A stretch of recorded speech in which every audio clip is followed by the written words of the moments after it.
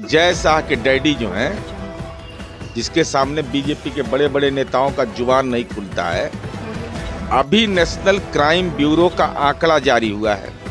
ये तो उन्हीं का विभाग है। धोखा हमारे साथ किए तो सीबीआई, ईडी और आईटी रहते हुए उनका इलाज कर दिए।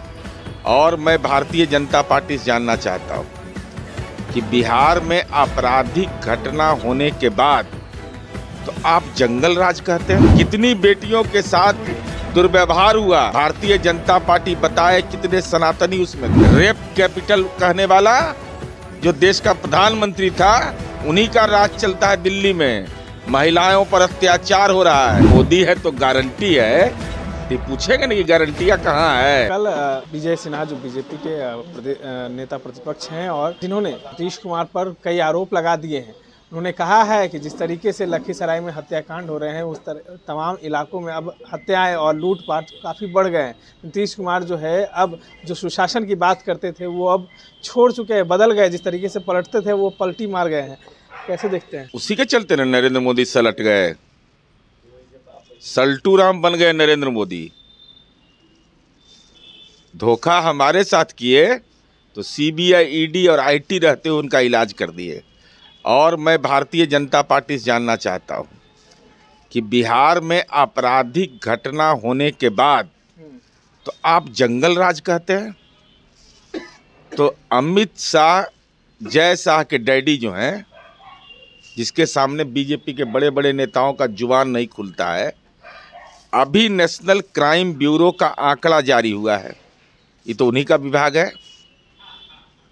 पुलिस बल की संख्या में हमसे कई गुना ज़्यादा, अगर जनसंख्या उनका ज़्यादा है, और हत्या में नंबर 1।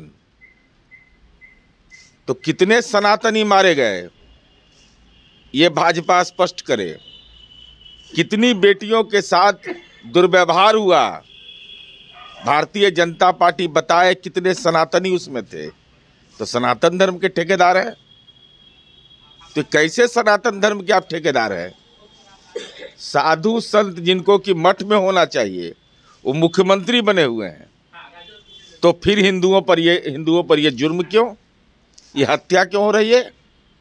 उसका धर्म के आधार पर जारी करे कि कितने हिंदू मारे गए। ये भारतीय जनता पार्टी को स्पष्ट करना चाहिए, क्योंकि ज़्यादा नहीं, एनसीआरबी का रिपोर्ट है कि जब नरेंद्र मोदी जी 2012-13 में कहते थे दिल्ली को रेप कैपिटल, ये तो बोलने में भाषाई रूप से मर्यादा हमेशा ही खत्म करते थे। और महिला अपराध में हुए 4% की वृद्धि। और दिल्ली देश में नंबर 1 है देश में दिल्ली में। ये अमित शाह, जय शाह के डैडी का रिपोर्ट है, ये मेरा रिपोर्ट नहीं है। तो भारतीय जनता पार्टी यह बताए ना, इसमें सनातनी कितने लोग हैं। SC ST अनुसूचित जाति जनजाति के मानसिक उत्पीड़न खाली नहीं देते हैं। SC ST के खिलाफ उत्पीड़न में भाजपा शासित मध्य प्रदेश देश में दूसरे नंबर पर। माने विश्व की सबसे बड़े 56 इंच का प्रधानमंत्री, दलितों पर अत्याचार में नंबर 2। रेप कैपिटल कहने वाला जो देश का प्रधानमंत्री था, उन्हीं का राज चलता है दिल्ली में। महिलाओं पर अत्याचार हो रहा है। तो चुप्पी क्यों है? चुप्पी क्यों है? और ज़्यादा नहीं विजय सिन्हा जी, जरा यही सूची जारी करवा दीजिए।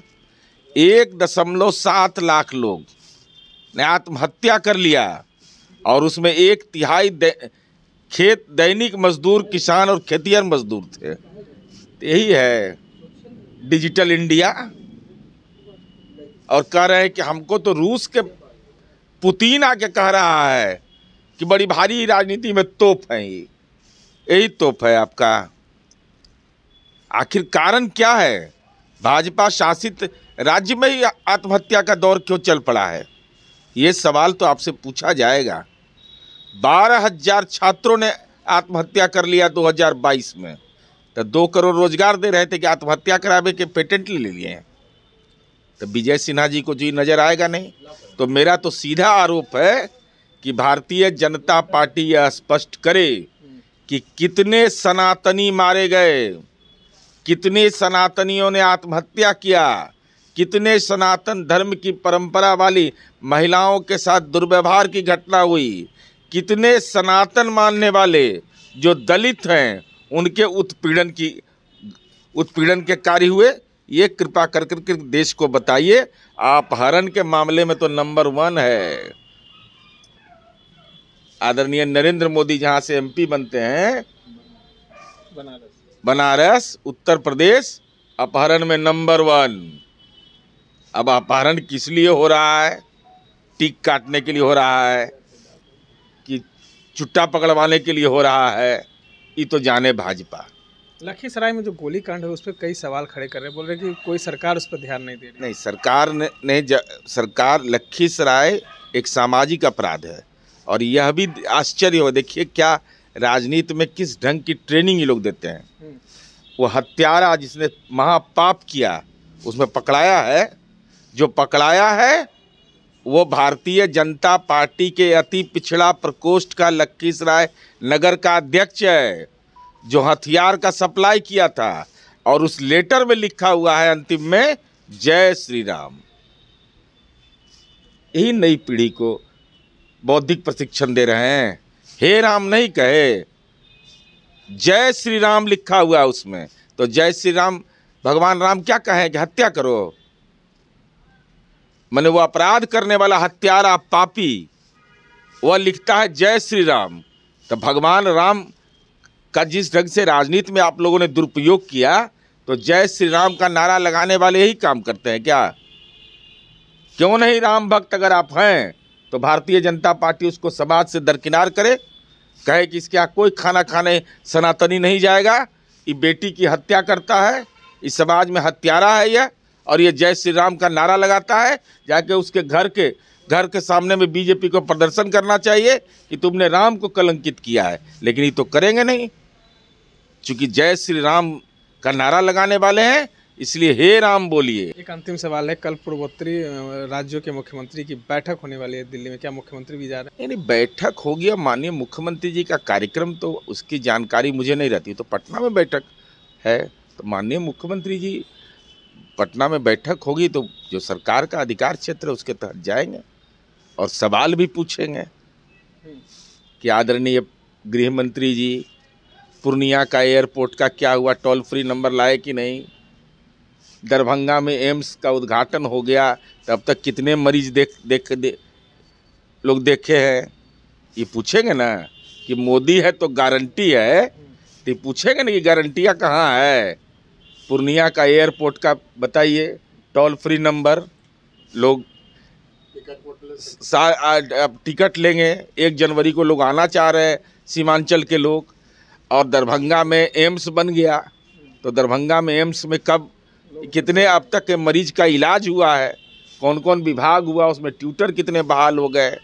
और यह भी पूछेंगे कि 51,000 नियुक्ति आपने पत्र बांटा 150 करोड़ के देश में, 40 करोड़ के देश में, तो 51,000 में बिहारी हैं 133। तो यह जानना चाहते हैं हम लोग उसमें सनातनी कितने हैं। चलिए देखिए, कल पूर्वोत्तरी राज्यों के मुख्यमंत्री की बैठक है जिसमें कई सवाल भी जो हैं वो पूछेंगे बिहार के मुख्यमंत्री, और ये भी सवाल होगा कि बिहार के लोगों को कितना लाभ मिला। इस तरह के तमाम अपडेट्स के लिए बने रहें द SD न्यूज़ के साथ।